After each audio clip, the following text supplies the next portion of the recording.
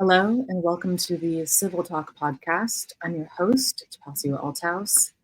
If you're new to the podcast, this is where we explore civility and social emotional learning in the modern world with esteemed guests, expert insights, and practical advice to help people navigate the world. Today, we're excited to have Dr. Jarik Conrad on the show, who was a renowned speaker and HR expert recognized as one of the world's top people practitioners. Growing up in public housing in East St. Louis, he earned multiple degrees, including a Doctor of Education, and obtained certifications from prestigious institutions such as Cornell. Dr. Conrad draws from a diverse background in business, education, and healthcare to address enduring organizational challenges and has led significant research in emotional intelligence and wellness. He is also the author of two best-selling books, The Fragile Mind and In Search of Humanity, which we are very excited to talk about today. Dr. Conrad, thank you so much for being on the show. Oh, thank you, Tapasio. I'm glad to be here. Looking forward to this discussion. Yeah, me too. So first and foremost, what is a people practitioner? I guess it's another way to talk about a human resources professional. Mm-hmm. So my career has been in and around human resources, but I don't practice HR on a day-to-day basis, but I'm very much still in that world. Right. And you're one of the top people practitioners. Well, I don't want to say that. If people say that, I'll take it. Yeah, I mean, I read that and I was like, we need to dive into that. We need to know what that means because that sounds amazing. I want to. Really, I'll tell you, whether it's been the work that I've done officially in my roles, or it's been the things that I've been really interested in from a passion standpoint. Right. I think it's really trying to understand people, trying to understand what makes people tick. Right. And then trying to use that information to make them tick differently in a way that is useful for their organizations and is useful for them. Right. Yeah. So let's dive into that. Or let's go, I want to speak more about, I know, you mentioned earlier in your bio, growing up in public housing to becoming, a leading expert in human resources and emotional intelligence, which is incredibly inspiring. How did your earlier experiences shape your approach to addressing, challenges of inequality and emotional wellness, specifically in the workplace? Well, I know we only have 30 minutes for the podcast, so maybe we extended a little bit. Right. Now, the truth is for as long as I can remember, I've had questions about why things are the way they are. So if you're not familiar with East St. Louis, Illinois, it's a very challenged community. It's not St. Louis, Missouri. It's East St. Louis, Illinois. Very challenged community. And, high poverty, mostly African-American population, like 90-something%, African-American population. And, far too many people grow up there and end up staying there or staying in that kind of a situation, or at least are expected to. And as a young person growing up in that community, I always question, like, how is it that I'm born in this place and people have already decided my future for me? Like, that didn't make sense to me. And so I had lots of questions about the systems and structures and behaviors that, produce a place like that. And, there are East St. Louis's all over the country is, places that have, similar demographics, similar challenges. So that started me asking questions. So I think the theme throughout my career in my life has been this curiosity, trying to understand why things are the way they are. And can we disrupt that? Can we change that in some way?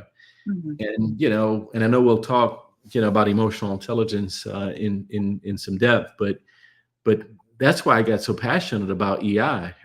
Once I went to college and left college, and this was the early 90s, and I ran across some writing of Dr. Daniel Goleman, and it was, all this stuff that seemed to make sense. And it finally gave me some language to talk about, what do I think are a set of characteristics that will enable somebody to make it out of a difficult situation like that. So I just didn't have good answers about how did I make it out until I came across this topic, emotional intelligence. And I'm convinced that it is a major factor Yeah. that has contributed to me having some modest level of success and other people who've overcome difficult circumstances. Yeah.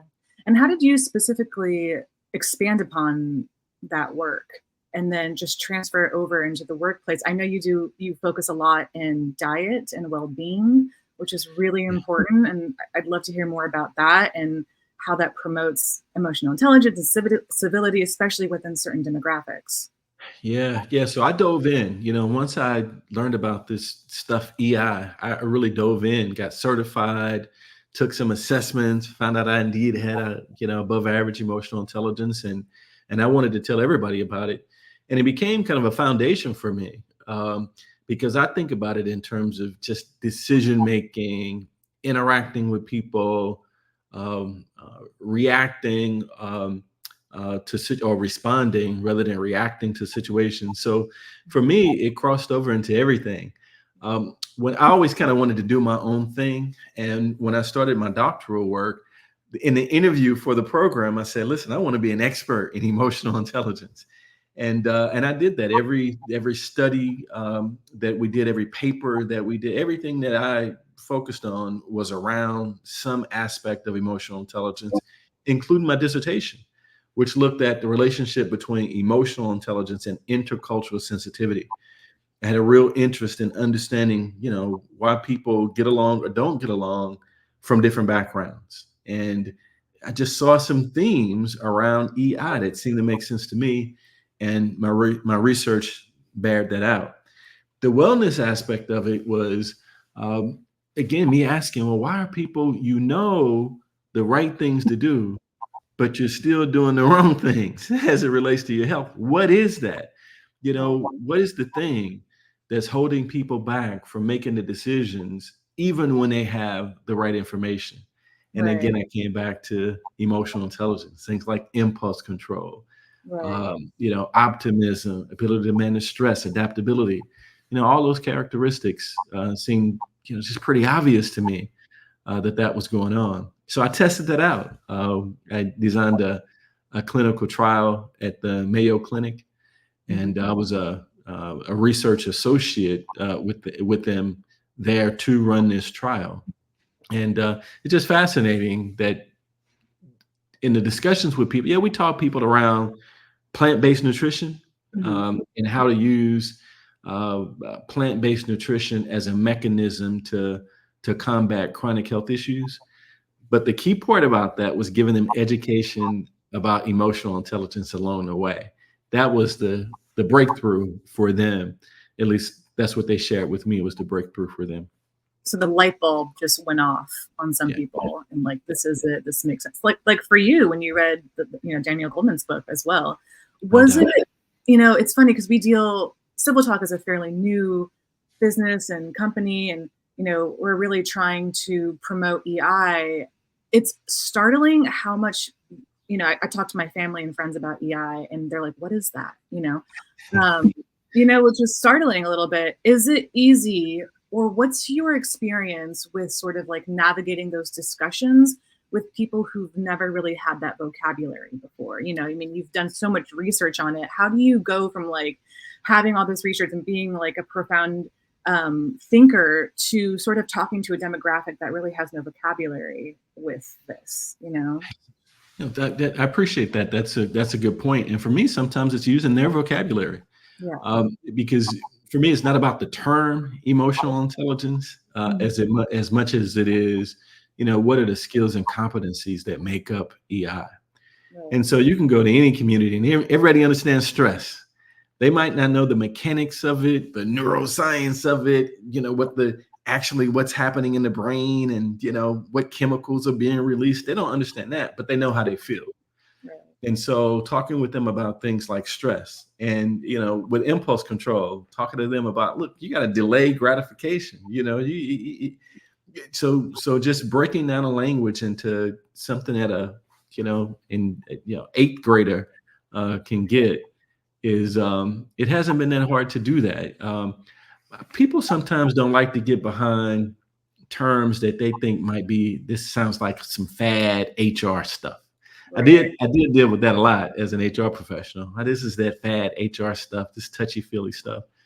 The Right. reality is that when they look at when people look at what makes up emotional intelligence, I don't get many arguments that that stuff is not important. Mhm. Most people recognize that those things are important, have always been important. We just hadn't arranged them in this neat little package and called it emotional intelligence. Right. I guess it's just, humanism in its basic form, and it's so Yeah. universal and ubiquitous. Um, so how were you able to cross over into more of the business sect as well, and sort of just like navigating those realms, because you have such a diverse background holistically and sort of like with the local community, which is amazing. That's kind of like where you first, your roots. How were Yeah. you able to expand that into a more professional setting, and what were the differences that you saw between, a more local to something a little bit larger?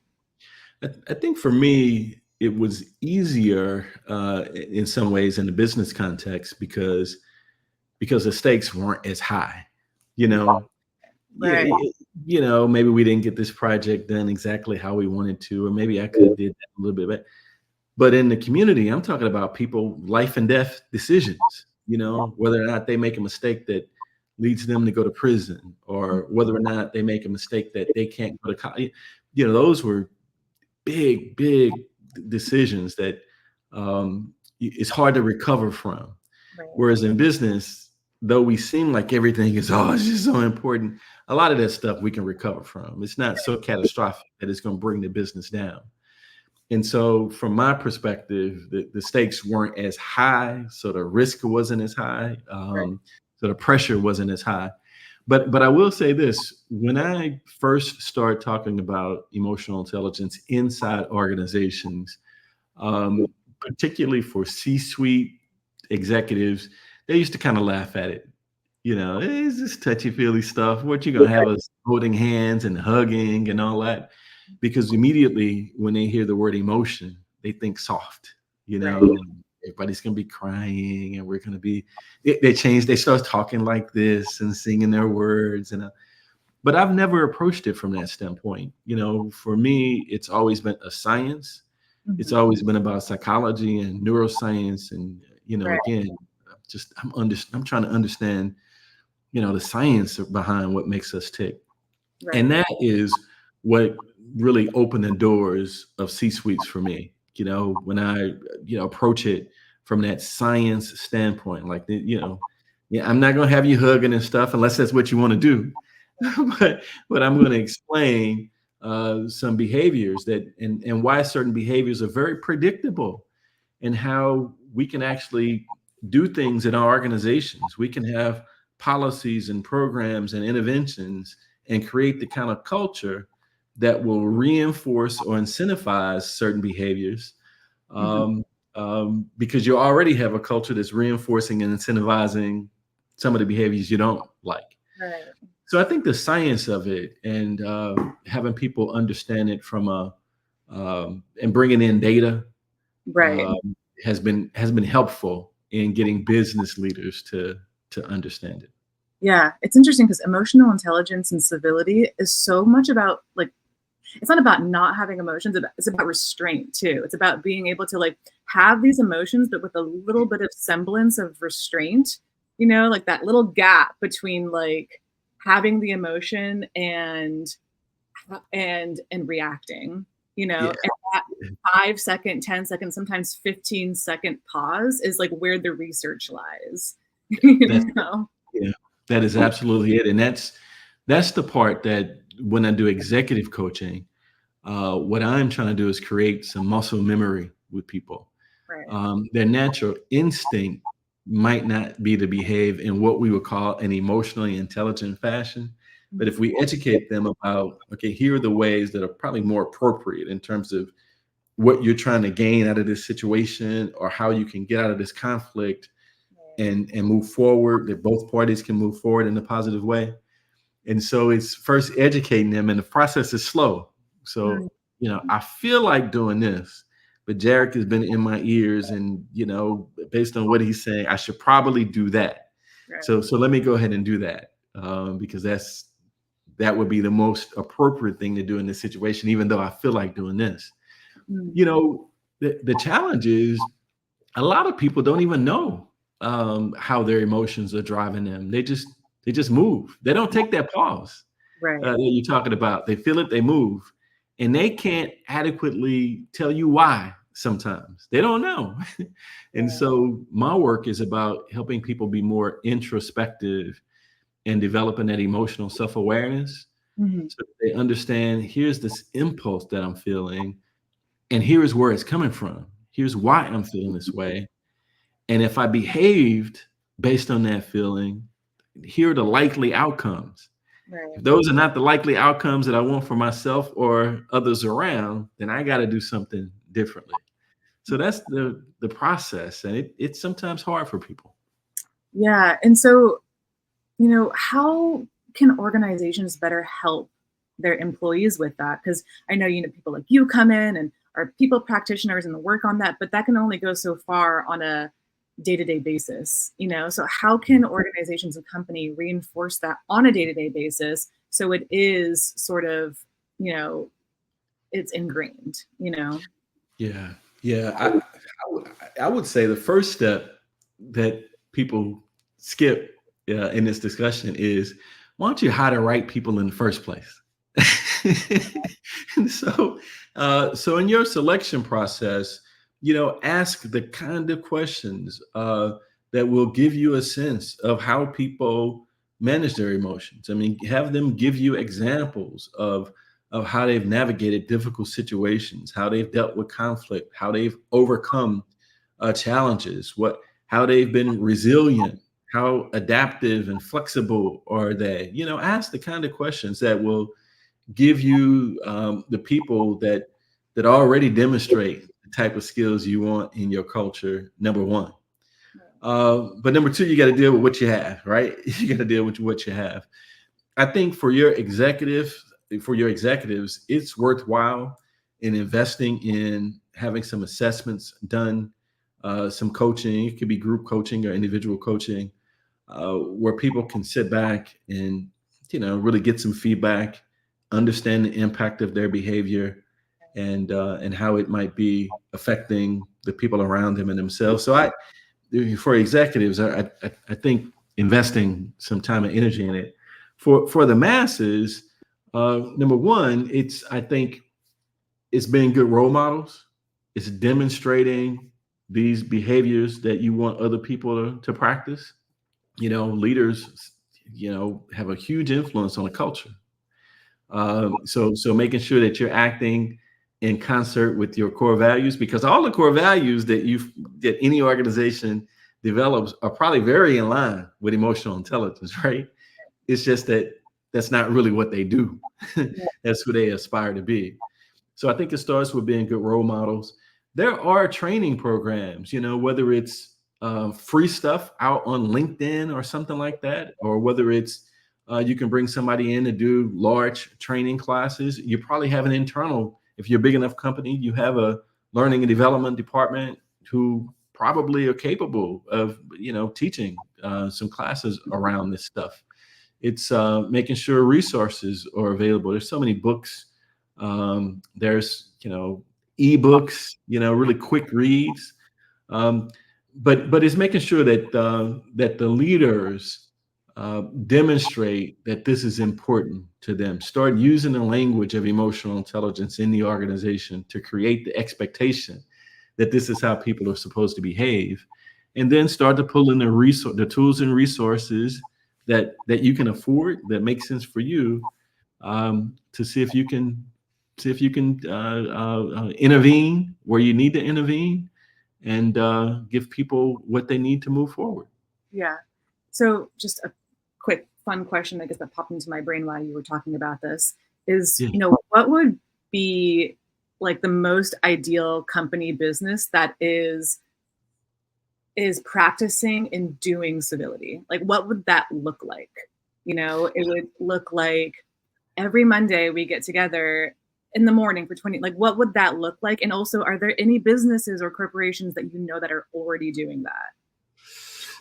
The second part, I'd say, they're probably pockets within organizations, but I can't name you an organization that I've ever worked for that I could say we did this 100%. Right. There were, certainly pockets. I've worked for some great organizations who've won awards for being great places to work. So we had some success there, but there were still some challenges that we needed to overcome. In terms of what it would look like, I think there's a reality of this, that human beings are going to go through the range of human emotions. There's going to be times of anger and sadness and hostility and, vulnerability and frustration and guilt. Yeah, all these human emotions. I think the right organization that did this right would recognize that, would have a good, the leaders would have a good radar to understand, man, something's not quite right with Tabasio today. Let me ask to see what's going on. Right. So the right organizations would have mechanisms to kind of meet people where they are and work appropriately with them to get them where they need to be. So sometimes it's, you just don't seem like you want to be here today. Maybe taking the rest of the day off is the right time. Or I know what's going on in your family. Maybe working from home is the best thing for you today. Right. Reminding people that, you have, EAP programs. Most organizations have those resources. They're very underutilized. A great organization, leaders would say, I use EAP. I get stressed out. What is that? The employee assistance program. Oh, okay. So most organizations contract, with a provider that has counselors and, and all that stuff. And we just don't use them. But if leaders would raise their hand and say, sometimes I have to talk to some counselors. If leaders can be vulnerable and say, look, I go through the range of human emotion as well. Can you let me know if I'm having an impact on you that I don't recognize? So it's not that people would behave perfectly and, right. Never have conflict and all that stuff in an ideal organization. It's that they won't get bogged down, by those conflicts. They'll have mechanisms to be able to bring them to the table, deal with them effectively, and grow stronger as a result of that interaction. And of course, doing it in a civil way, right? Yeah. Being able to sit across the table and talk to somebody that you have, some kind of disagreement with in a way that is productive. It's honest and it's direct, but not confrontational. I pride myself on being direct, but not confrontational. I'm going to tell you exactly how I feel, what's going on, but I'm not going to say it in a way that I'm going to push you in the corner and you feel like you have to come out fighting. Yeah. I'm going to try to say it in a way that allows you to save face in this process at the same time. Yeah. So I think recognizing we're all human and having, mechanisms to deal with that, to let us be human and work through our differences. Yeah, I love that. Yeah, it's meeting every emotion with respect and the dignity that it deserves. It's interesting too. It's like in my interpersonal life and in business life, some people don't know how to handle directness too. It's wild. You're like, maybe this needs to, happen more. Maybe people need to understand that directness doesn't mean hostility.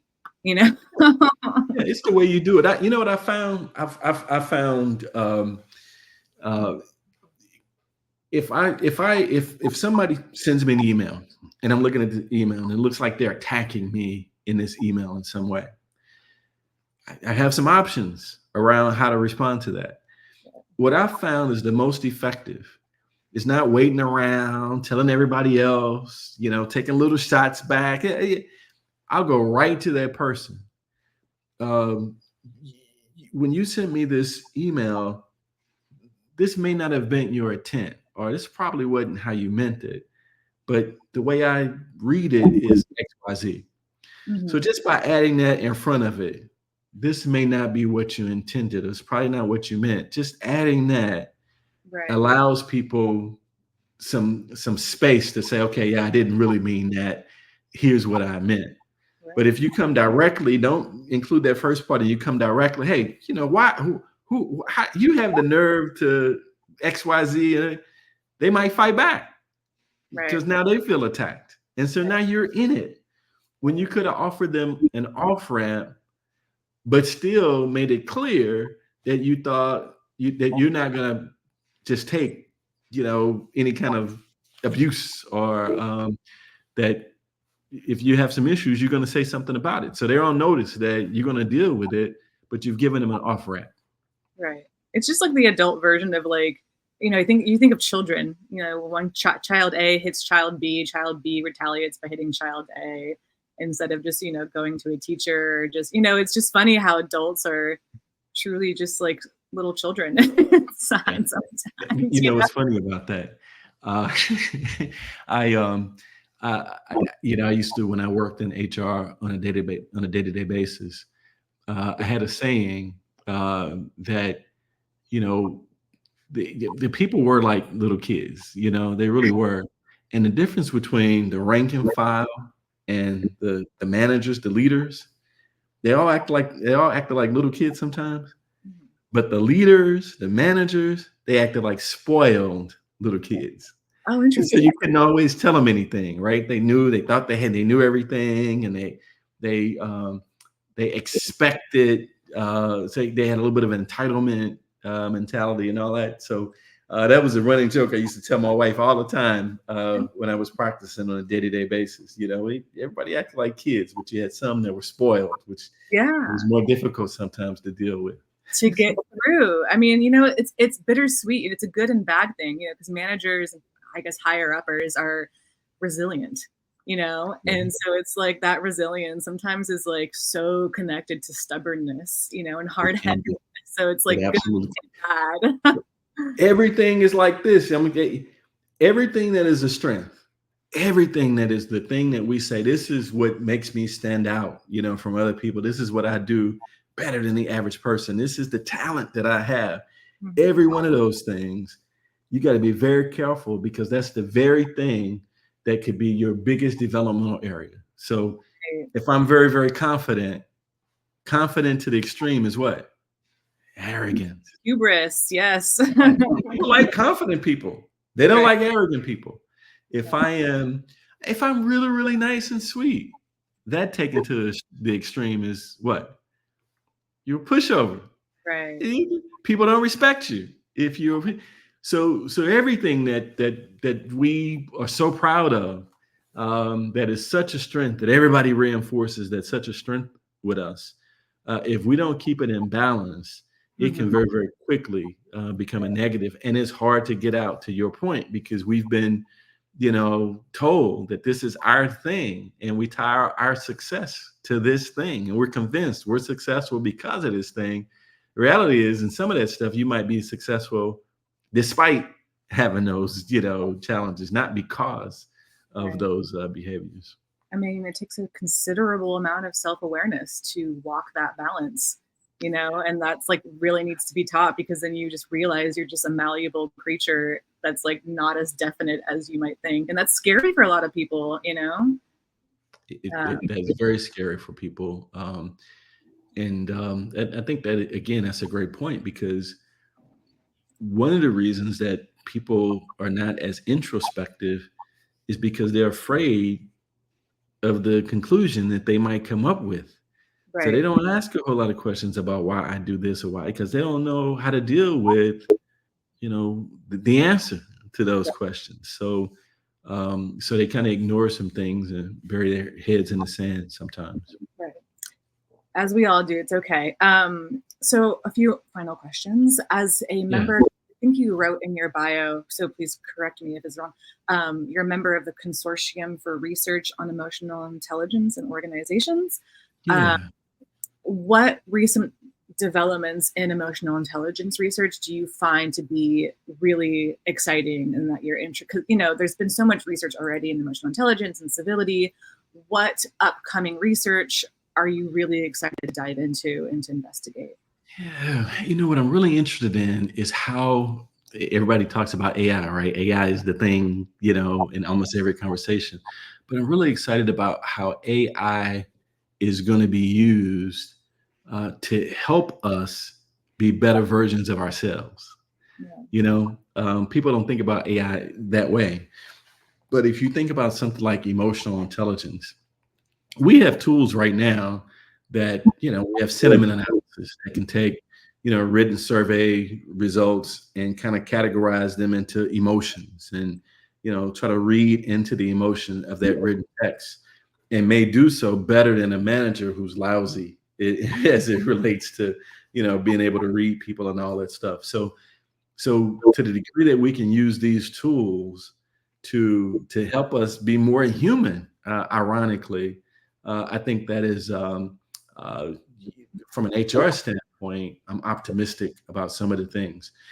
So it won't take the place of a manager, but what if we can nudge a manager? Hey, Right. this is kind of how you probably should say that, or you talk a little bit differently to the women in the organization than you talk to the men. Look at the language you use when you're talking to women. Look at the language that you use when you talk to men. That's kind of biased. Can you, here are some things that you might say otherwise. So I'm really interested in that interface between human and machine, and how, again, it won't replace us, but it can make us better versions of ourselves. Yeah, absolutely. While you're talking about that, I'm thinking about like, what am I doing with AI too? And I'm wondering if you can relate. AI has allowed me to be more human in the sense that I have relied on it more, so, in a business aspect. So it's freed up my time in a lot of ways and allowed Yeah. me to be more human. I was just watching this video on engineers, and it was this wonderful engineer lady, and she was saying how when she's hiring other engineers, if they say they don't use AI to better their code, she doesn't hire them. And it's like, she's like, you're wasting time. Like, allow AI to do it. And that opens up your time to be creative and to be more human. And I loved that, that idea of like, yeah, you can use AI to understand yourself as a human, but also use it so they do the work. They do a lot of the work, and so the technical work. So you can do the relationship stuff. You can yeah, do the social stuff. You can do the connecting stuff. yeah, Yeah, no, exactly. I think that's fascinating. We're just going to have to be really intentional, Yeah, cautious with how we use it. cautious is yes, absolutely. We'll hopefully balance that in, but I am hopeful. Okay, it's been 30 minutes and it was an amazing discussion. I'm sure we can go, a lot longer, but I don't want to keep you. Thank you again for joining us today. It's been a lovely discussion, and you have some amazing work coming out in the future. We will link you in the bio page on our profile. And to our listeners, I hope you found today's episodes as valuable as we have. It's just chock full of really interesting. Today's episode is really chock full of really insightful information.